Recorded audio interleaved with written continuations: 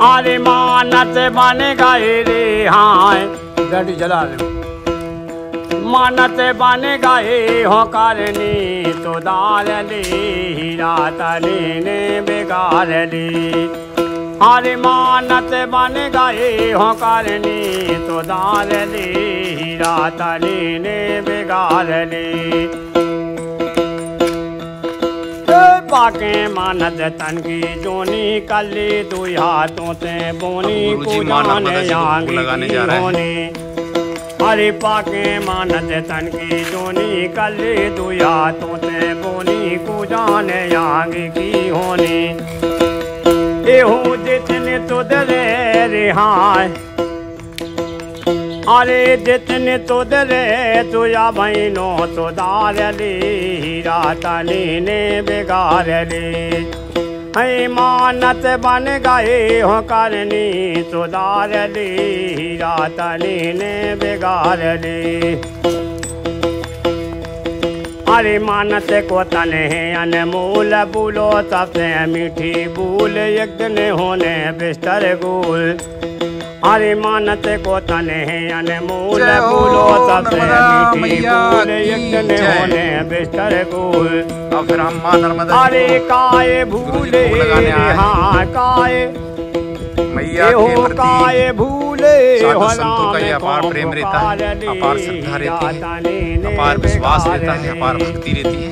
मानत बन गए हो आश्रम में जो भी बनता है सबसे पहले भगवान को भोग लगाते हैं, मां नर्मदा जी को भोग लगाते हैं, इसके बाद प्रसाद ग्रहण किया जाता है। जय हो नर्मदा मैया की जय, जय हो नर्मदा मैया की जय, जय हो नर्मदा मैया भूले जय। हाँ काय हो काय भूले होला में को पुकार ले हीरा तली ने बिगाड़ ले बंदा कर ले बंदगी पाया नर्तन सार जो अब गाफिल रह गया आयु बहे झकमार। भारत देश आदिकाल से तपोभूमि की संज्ञा से समलंकृत होता चला आ रहा है। भारत भूमि ने बहुत बड़े बड़े संतों, दार्शनिकों और महान ऋषि मुनियों को जन्म दिया है। उनमें से एक सिद्ध संत हैं हमारे कन्हैया दास महाराज जी। कहते भी हैं कि यदि आप ताकतवर बनना चाहते हैं तो भले बने, यदि आप शक्तिशाली बनना चाहते हैं तो दयालु बने, यदि आप धनी बनना चाहते हैं तो उदार बने, अगर आप स्मार्ट बनना चाहते हैं तो सरल बने, और यदि आप जीवन से मुक्त होना चाहते हैं तो स्वयं को जानें। ऐसे ही हमारे कन्हैया दास महाराज जी हैं जिन्होंने स्वयं को जान लिया है। बाबा जी कहते हैं कि सब साधनों का श्रेष्ठ फल भगवान का साक्षात दर्शन है। दर्शन के प्रभाव से माया जड़ से नष्ट हो जाती है और भगवत प्रेम बढ़ जाता है। महाराज जी कहते हैं कि राम रस पीना वास्तव में अत्यंत कठिन है। अहंकार का संपूर्ण समर्पण किए बिना ये रस पिया नहीं जाता है।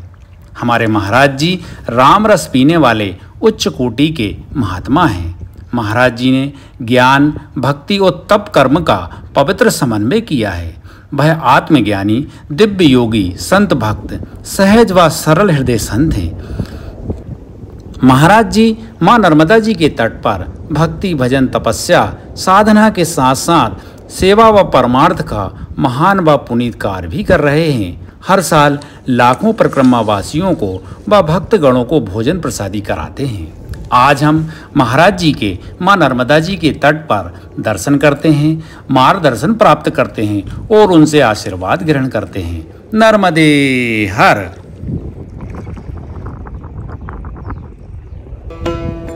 मानत बन गए हो करनी तो दाल ली हीरा तली ने बिगाड़ ली।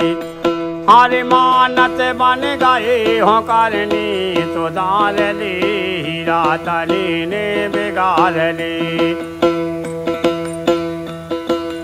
पाके मानत तन की जोनी कली दो हाथों से बोनी को जाने आगे की होने। हरे पाके मानत तन की जोनी कली दो हाथों से बोनी को जाने आगे की होने।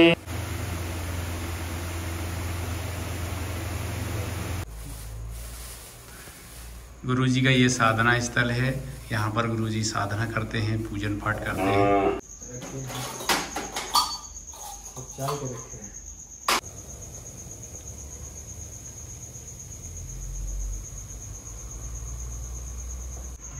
जब भी हम माँ नर्मदा जी के तट पर पावन कुटिया में, पावन आश्रम में आते हैं तो साधु संत सबसे पहले चाय की प्रसादी ग्रहण कराते हैं। चाय एक प्रकार से प्रसाद है और साधु संत बड़े प्रेम भाव से चाय की प्रसादी ग्रहण कराते हैं। इसलिए हम कहते हैं कि माँ नर्मदा जी के तट पर चाय का बड़ा विशेष महत्व है।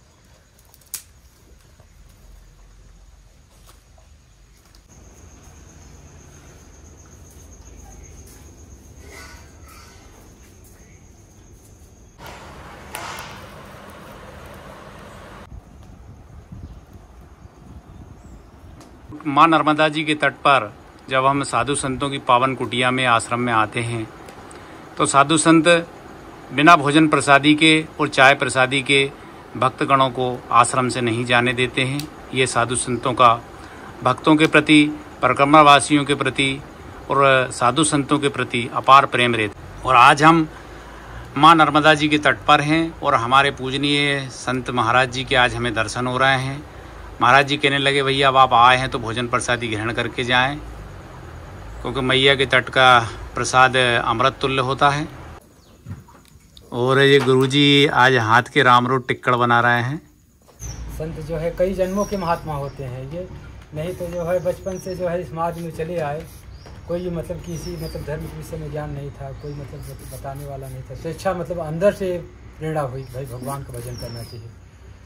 और यहाँ के जो है संसार के विषय, संसार के सब चीज़ें फीके मतलब झूठे लगने लगते हैं और वो उनका वैराग्य प्रबल होता है, छोड़ के चल देते हैं। नहीं तो बचपन से वृद्धावस्था तक हो जाता है, कौन घर को छोड़ता है, कौन अपने जो संबंधियों को छोड़ता है जी, किसको वैराग्य होता है। तो ये जो है कई जन्मों के महात्मा रहते हैं जी। भगवत प्राप्ति एक जन्म में नहीं होता है, भाई एक ही जन्म में भजन करके प्राप्त हो, कई जन्म लग जाते हैं भगवत प्राप्ति में। कुछ कार्य मतलब हो गया, कुछ आसक्ति रह गई यहाँ की संसार की, फिर से आना पड़ता है। अच्छा गुरुजी, एक मन में प्रश्न और आता है कि जैसे कि हम देखते हैं कि माँ नर्मदा जी के तट पर हमें एक से एक सिद्ध साधु संतों के, महात्माओं के दर्शन होते हैं।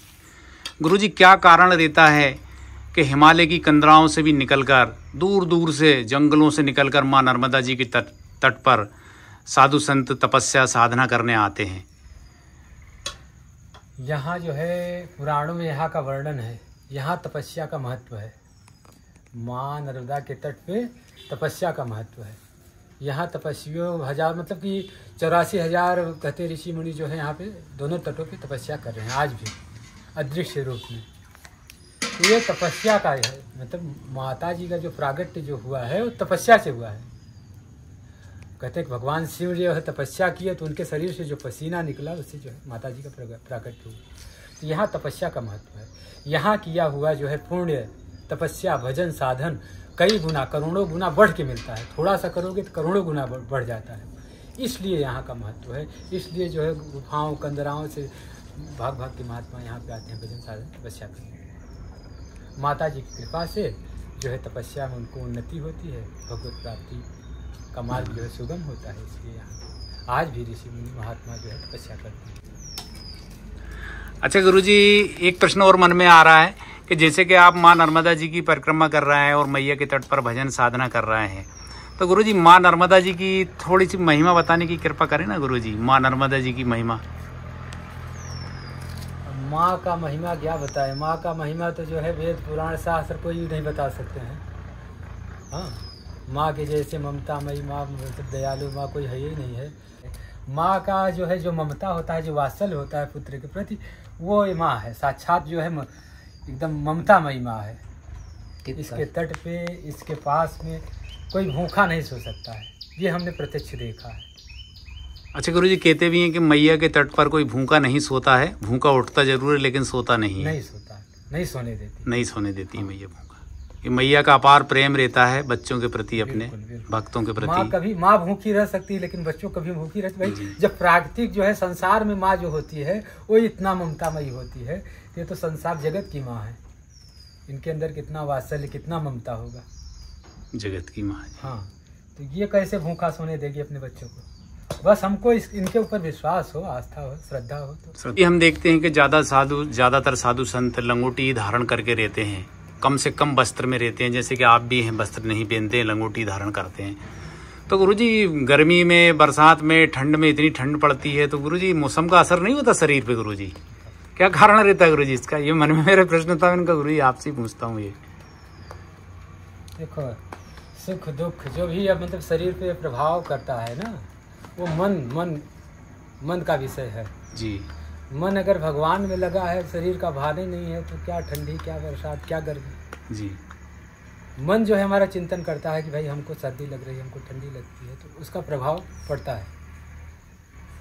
और मन ही मतलब कहीं और हो तो फिर कोई प्रभाव नहीं जी। तो महात्मा जो होते हैं वो भगवान में हमेशा जो उनका मन जो है भगवान में लगा रहता है जी, इसलिए उनके ऊपर प्रकृति का जो है असर नहीं पड़ता है और कोई कारण नहीं है। उनका मन जो है भगवान में एकदम जुड़ जाता है, चिंतन भगवान का करते रहते हैं, तो उनको भान ही नहीं रहता शरीर का। जब शरीर का भार नहीं तो शरीर के ऊपर जो प्रकृति का प्रभाव है वो भी नहीं रहता। हाँ, वो भी शून्य हो जाता है। अच्छा, देखते भी हैं गुरुजी कि वो भगवान 24 घंटे भगवान में रमे रहते हैं, तो फिर बिल्कुल। जैसे एक पागल को देखिए आप, पागल को देखें कभी? जी जी।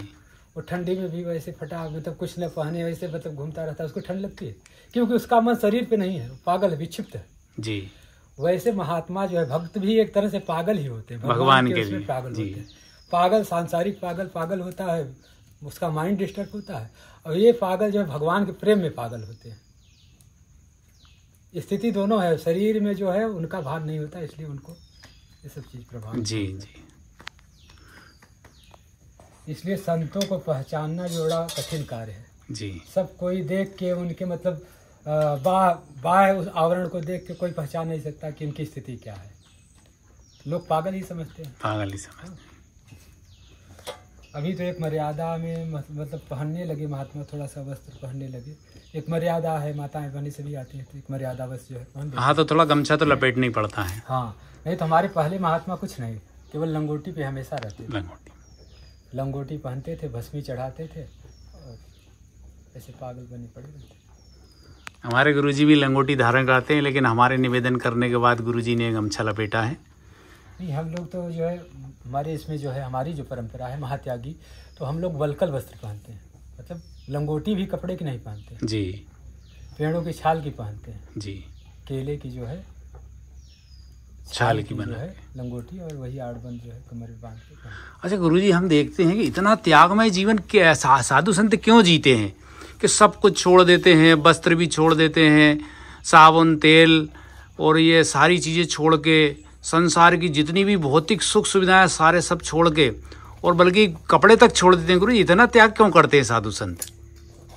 भैया अगर वस्त्र पहनेंगे तो कहीं ना कहीं अपेक्षा करनी पड़ेगी जी भाई, आवश्यकता पड़ेगी तो आपसे किसी से जाके मांगना पड़ेगा, अपेक्षा करनी पड़ेगी। सब छोड़ दिए, हमको कोई आवश्यकता नहीं है, भगवान भेज दिए तो पहन दिए, नहीं तो पड़े हैं अपनी लंगोटी। अच्छा, हम तो गुरु जी ये भी देखते हैं कि भोजन भी गुरु साधु संत एक ही समय करते हैं, और कभी कभी तो 2-2 3-3 दिन भजन में बैठे रहते हैं, तो भोजन ही नहीं करते गुरु जी। अपने लिए नहीं जीते हैं ना जी, महात्मा जो है अपने लिए नहीं जीते, उनको अपने लिए नहीं, वो करते भी हैं, बनाते भी हैं तो दूसरे के लिए, परमार्थ के लिए, और शरीर चलाने के लिए तो कुछ न कुछ पाना पड़ता है जी। गुरु जी का आश्रम बहुत ही सुंदर आश्रम है, चारों तरफ हरियाली है, पेड़ पौधे लगे हैं, बिल्कुल मैया से लगा हुआ गुरु जी का आश्रम है।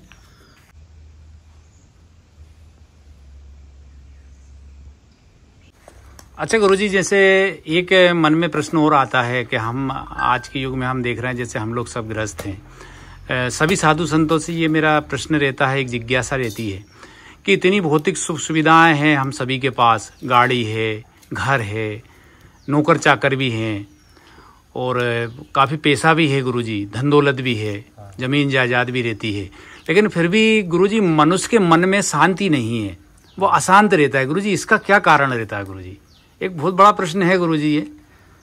इसका कारण है भाई, हम धर्म से जो है च्युत हो गए हैं, धर्म के मार्ग से जो है हट गए हैं, अपने निजी स्वार्थ में अंधे हो गए हैं।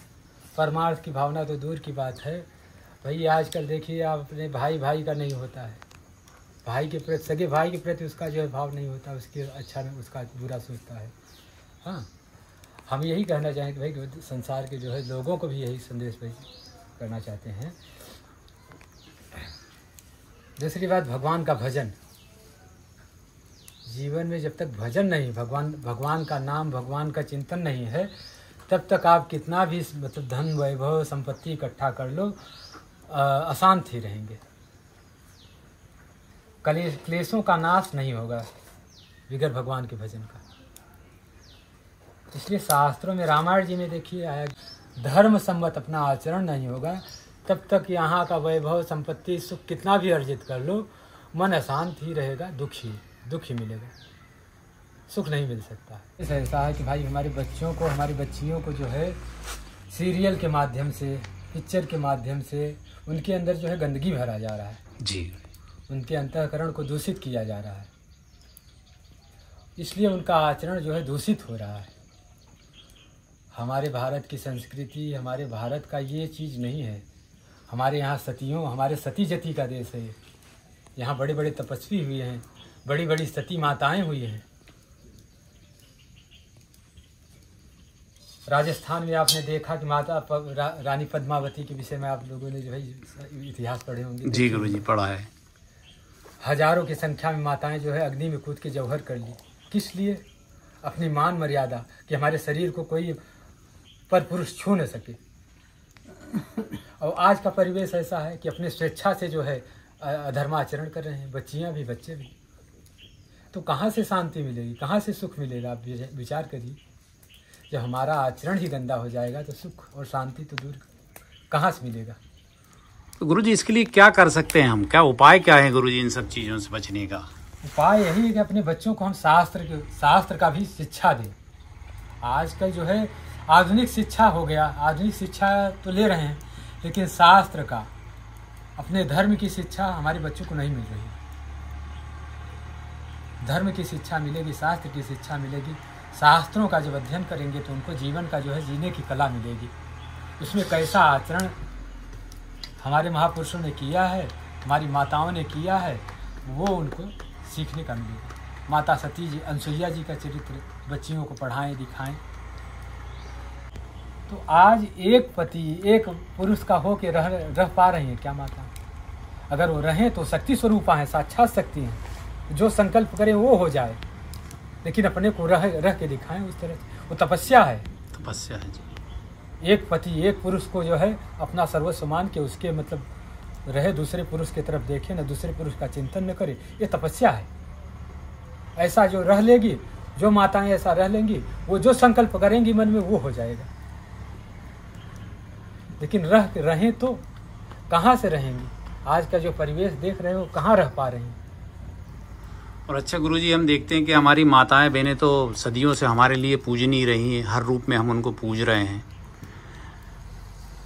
बिल्कुल पूजनीय आज भी है, और आज भी पूजनीय है, पूजनीय आज भी। लेकिन पाश्चात्य जो संस्कृति हमारे देश में आज आ रही, पाश्चात्य सभ्यता, विदेशियों का जो हम अनुसरण कर रहे हैं, हमारे बच्चे जो अनुसरण कर रहे हैं, उस तरह से पहनावा, उस तरह से रहन सहन कर रहे हैं, ये हमारी संस्कृति नहीं है।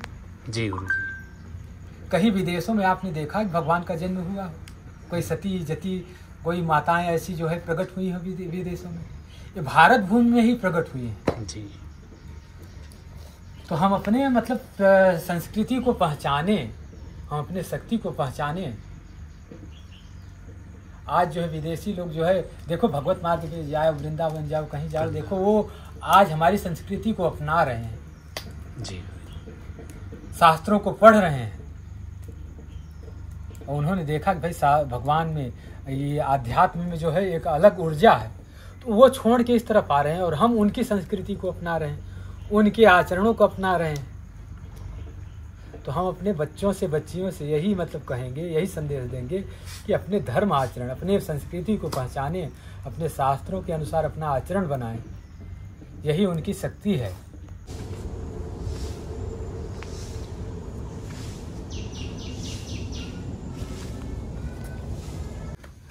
अच्छा गुरुजी, जैसे कि आप इतने सारे परिक्रमावासियों को हर साल भोजन प्रसादी कराते हैं, भक्तगणों को कराते हैं, तो गुरुजी सब ये व्यवस्थाएं कैसे हो जाती हैं?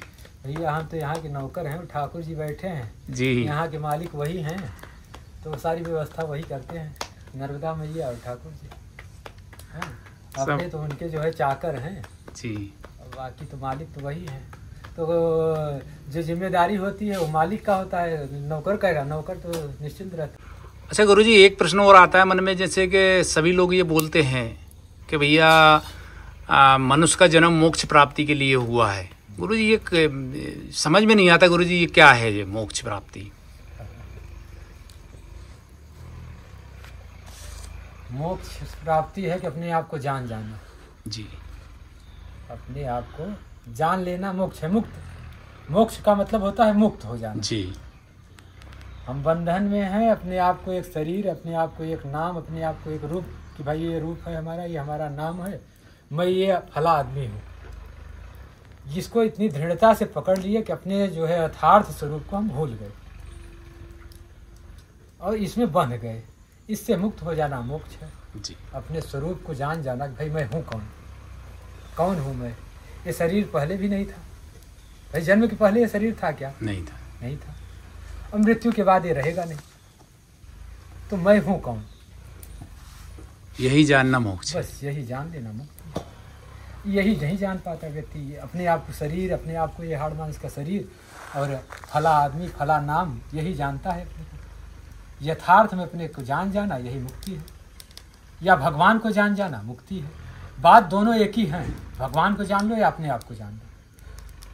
योग मार्ग में जो है अपने आप को जान लेता है, अपने भीतर घुस के योगी जो है अपने स्वरूप को जान लेता है, और भक्ति मार्ग में भक्त जो है भगवान को जान लेता है। तो भगवान का ही अंश है ना ये जीवात्मा, जो भगवान का अंश है। जन्म तो ये शरीर का हुआ है, आत्मा का थोड़ी हुआ है।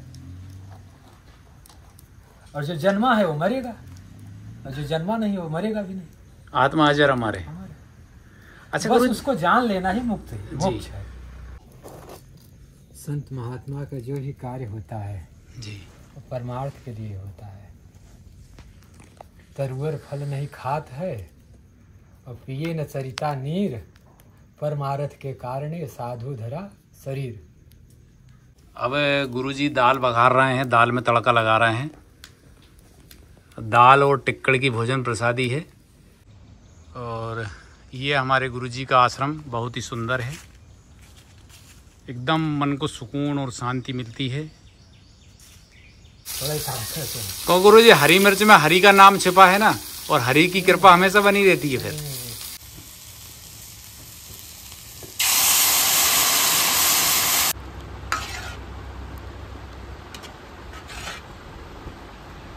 और गुरुजी देखो टिक्कड़ में घी लगा रहे हैं, और ये शुद्ध देसी घी है। हम साधु संतों के आश्रम में जाते हैं तो साधु संत हमेशा ये बताते हैं कि कभी मैया को सूखा भोग नहीं लगाते।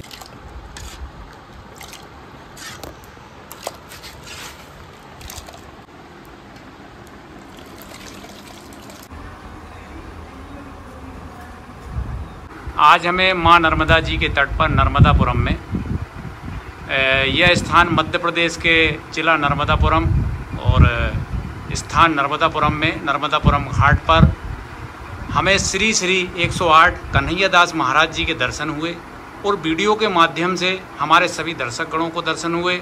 हम सब धन्य हुए। गुरुजी आपको दंडवत प्रणाम। गुरुजी नर्मदे हर गुरुजी।